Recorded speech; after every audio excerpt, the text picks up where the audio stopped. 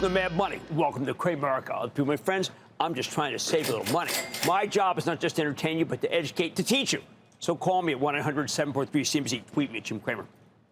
All right, it's time. We need to start worrying about the froth. I've been willing to look the other way on this issue because I figured speculative stocks would keep roaring because the public wants them badly enough to pay almost any price. But after a day where the Dow dipped 172 points, the S&P declined 0.28%, NASDAQ shed 0.33%, I think it's time to figure out how many of these red-hot stocks have overshot what they might be worth, not just today, but at any point in the future. Why the change of heart?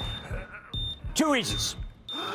The first, it comes from a person I revere greatly, Fed Chairman Jay Powell. Yesterday, in a speech in Providence, Rhode Island, Powell was asked about how the Fed feels about higher stock prices.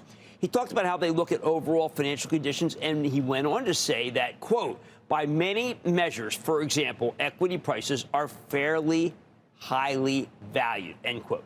Now, I have no doubt that there's a whole cohort of stocks that are let's say far more than fairly highly valued. That's the cohort of speculative stocks. Now, I know that many of the stocks connected to the growth of the data center, that's what everyone talks about these days, NVIDIA, Meta, Alphabet, are regarded as expensive by many of you. But when it comes to actual earnings per share, what we care about in Cramerica, believe it or not, they're honestly not all that out of whack. Yeah, that's right. Speaking of the entire market, the S&P 500 is trading at roughly 25 times this year, 22 times next year's earnings. That's on the higher side, but it's not that expensive. And a lot of these stocks that I just mentioned, they're within that cohort. I can live with the S&P trading at 25 times this year's earnings, knowing that the earnings are going up and the market will look cheaper next year. And that's particularly the case with stocks like NVIDIA. But I don't know if I can keep living with the rally in the speculative stocks, the ones that don't make any money or make barely the amount of money, that have lost money for years, which brings me to my second catalyst, the lightning round. Now, I got to tell you, I've been very permissive about speculative names on this show, saying that I condone owning one super risky stock in a 5-stock portfolio, part of the savings program I suggest in how to make money in any market. And this comes out next week, people. I'm signing books next Tuesday at noon in Manhattan at the Barnes & Noble on 555 Fifth Avenue. If you want to say hi, I'd love to see you. Now, in the book, I even endorse owning 2 specs if you're in a 5-stock portfolio, if you're younger, because then you got your whole life ahead of you to earn back any potential losses. I make a point of saying how important speculation is for you to do, but you got to do it wisely. And I tell you what wisely means, and most people don't speculate wisely.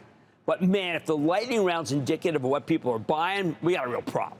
Monday's lightning round felt like all the recent lightning rounds that I've been going through. We keep getting a slew of speculative stocks. That's fine. You call. I want to help you. They test the bounds, though, of my risk tolerance. And they should test the bounds of your risk tolerance, too. On Monday, I was asked about a host of companies that I think are risky as all get out. 2 examples. Energy Fuels. You.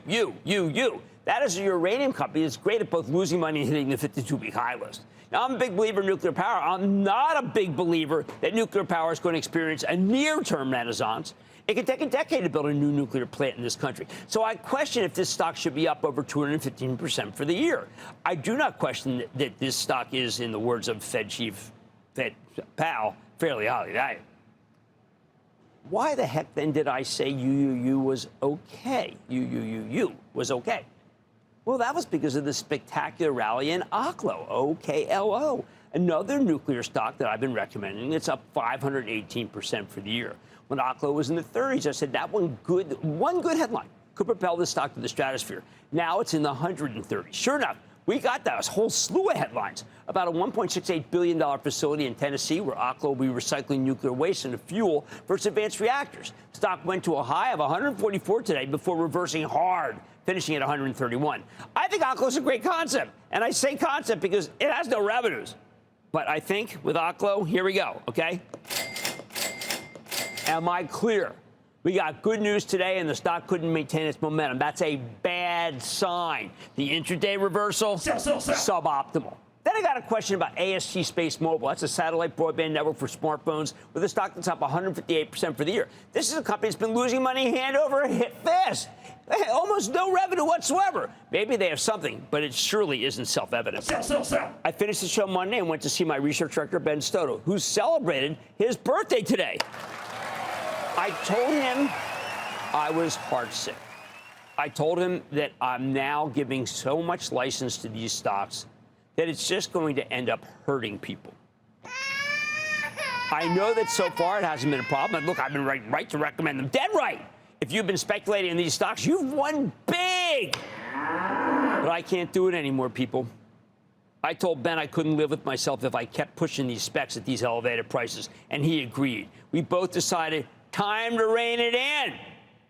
What else needs to be reined in? Okay, listen to this. We ran a screen today of U.S.-listed stocks worth more than $500 million that have rallied at least 50% in the month of September. We came up with 55 names. Get this, only 6 were profitable. That's ridiculous. More importantly, it is worrisome. What sectors count as speculative here? Okay, they can be pretty easily grouped, thankfully. There are the nuclear stocks like Energy Fuels. That means Oklo, Nano Nuclear, and BWX Technologies. I'd include Bloom Energy, BE. I saw them on TV today, which is hydrogen fuel cells. BWX and Bloom make money. The rest don't, but they're all expensive.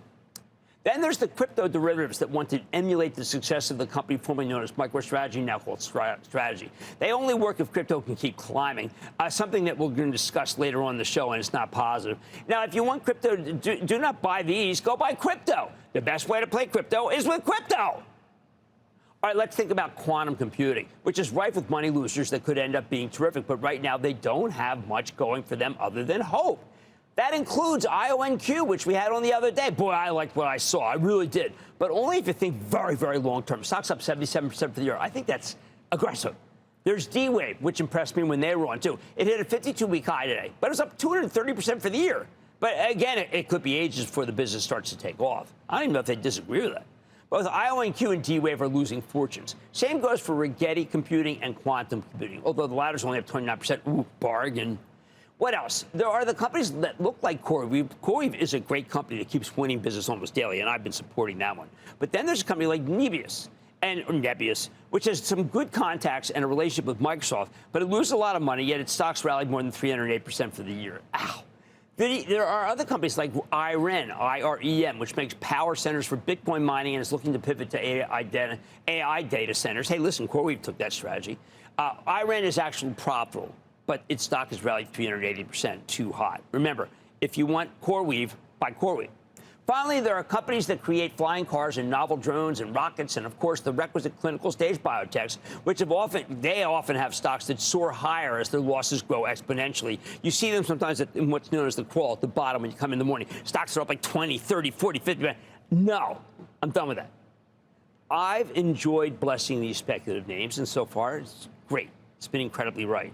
But after that soul-searching lightning round and the words from Jay Powell, I'm going to be adjusting my view. I won't go against the dictum of one speculative stock per portfolio, and it's got to be invested in wisely, as I described in How to Make Money in Any Market. But the bottom line, I can no longer be so sanguine about these super speculative stocks that keep roaring around here. I can no longer just say, it's going higher. I will be more circumspect in the future. And I will say, if I think something's too risky to speculate on, unless you're prepared to lose your entire investment, well, that's what you may do. Because from these elevated levels, a big decline will crush you, and you won't be able to come back from it. And like people in 2000, you will stop owning stocks altogether, and you'll never get rich from the stock market. Don in Kentucky. Don. Hey, Jim, first-time caller. I appreciate you taking it. I'm hopped in Lulu Athletica at about 334 at the beginning of June. Of course, it's plummeted since then.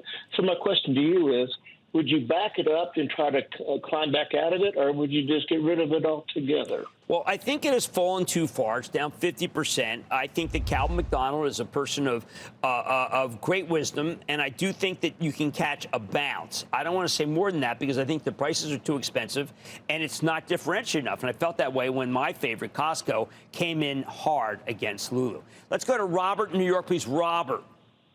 Jim, thank you so much for having me. And I want to say to the listeners, we are so lucky to have you. Oh, Robert, you're terrific when you call. I love it. You are always terrific when you give me a pick-me-up. Because, Jim, the bottom line is you could do anything in this country. Look what you've done. I think about how hard it is to work in life, but you were living out of the back of your car, and you became the #1 guy on Wall Street. There's a lot of number ones, but I did live in my car. On Wall Street. Well, thank you. You're the kindest guy on Wall Street. You really are. Oh, thank you. It is dangerous. Look, no one ever sets out to live in their car, but if you have to, let me tell you, you know who your best friends are? The police. The police helped me over and over and over again. They always told me to go to the right place to sleep. I am not kidding. They were fantastic. You think they roused me? No. They just said, listen, better to go be with the truckers. I'll never forget that. Over and over again, the police helped me. How can I help you? Okay, Jim, this next company is the leading manufacturer of backup and prime power generation systems for residential and solar battery storage solutions, advanced power, grid software platforms, battery power tools, everything. Okay, 6 analysts revised their earning estimates upwards in the last 60 days on this stock, and they're expected to report cash flow growth of 21% this year now, Jim. Now, Jim, this is very important for your listeners. Did you know that fewer than 6% of American homes have a whole house standby generator for outage, and the outages are all over the place, okay? This company, the guy running it is a very smart guy, and they've only had 3 CEOs since 1958. Okay, and Robert, which stock is this? Oh, okay. Listen, Robert's spot on. By the way, I do have a Generac because I can't have the refrigerator. I have too many medicines in the refrigerator. It would just break me. So it's a good investment. I think others who realize that the grid is so fraught would be thinking about Generac too. I think you're dead right. I think that stock is a great long-term own. And thank you for the kind words. All right, look, I got to start. I don't know what to say. Do I want to worry about froth? I have to. I can no longer just say to a speculative stock that you tell me, hey, that's good. You got to own that one headline. It's going higher. From now on, we're going to be more circumspect. We've won. We're not going to try to win twice. On Mad Money tonight, Micron sold off today despite a blowout earnings report. So is it giving you a buying opportunity? Let's go deep into that. Then gold and Bitcoin have been on a tear this year to react. They've been reaching new all-time highs. So let's go off the charts to see if that can continue, or maybe there's another place that we have to ka-ching. And is now the right time to start a position in a non-speculative data center stock that's doing well called SciTime? I've got the company's top brass after its 37% rally this year, but it's down very big this year. Maybe it's an opportunity, so stay down today. Wow. So stay with Cramer.